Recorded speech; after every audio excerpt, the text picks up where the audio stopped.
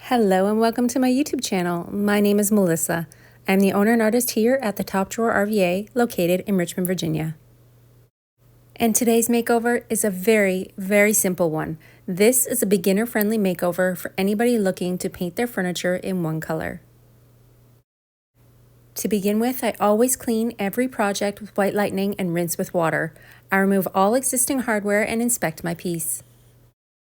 This project is manufactured wood and it is a little bit slick and shiny, so that means I'm going to have to take an extra step and use a product called Slick Stick.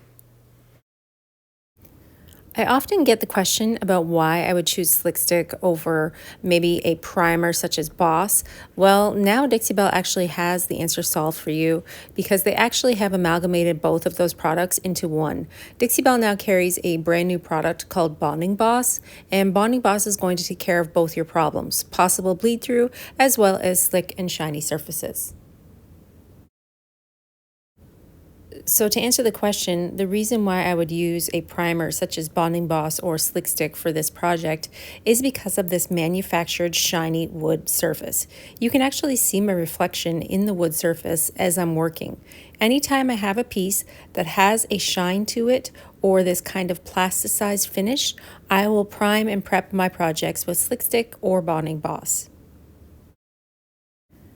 And what this is going to do is make sure that once it is being applied to your piece, your paint is going to stick very well. It's not going to scratch off, it's not going to slide off. I'm covering up that slick and shiny surface with the primer to be the base for the paint to adhere to. So the instructions for Bonding Boss and or Slick Stick are the same. You're going to apply one even coat and wait approximately 2 to 4 hours before you apply the second coat. After applying your second coat of Bonding Boss or Slick Stick, you're going to need to wait 24 hours for that to completely dry before you apply your paint. Trust me, doing the proper prep on a project is totally worth it. Could you imagine if you finished your entire project and went to add your clear coat and you found out then that you have possible bleed through coming through your paint? Or if you completed painting your project and then realized that your paint didn't stick because it was a slick, shiny, plasticized surface, you do not want to mess with that at all. So don't skip the prep. It is definitely worth it, and it is definitely a step in your preparation before paint that needs to be considered on every single project. Just so you know, Bonding Boss is available in clear, white, and gray, so you're able to work with whatever Bonding Boss will work best for your project. I would use clear Bonding Boss if I wanted to stand back and show the original wood. I would use gray Bonding Boss if I was using a highly pigmented color of paint, such as yellow or pink, and I would use white Bonding Boss if I was planning on painting a lighter color like white or cream. I hope that helps answer any questions you might have about Slick Stick, Boss, or Bonding Boss, but just know that Bonding Boss is going to take care of 2 problems in one, and then you are ready for paint. And today's color choice is from the new National Park palette line. This is a beautiful color called Glacier. It's almost like a creamy white, but it just has a slight touch of gray in it. There are so many reasons why I love silk paint.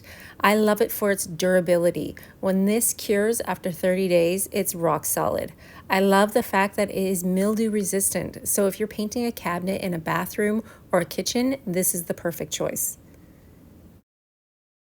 This paint is also self-leveling, so using a smooth synthetic brush, such as the Scarlet that you see me using here, is always helpful, but you do not have to add any water to this product, and it is going to self-level to look like a beautiful sprayed-on finish.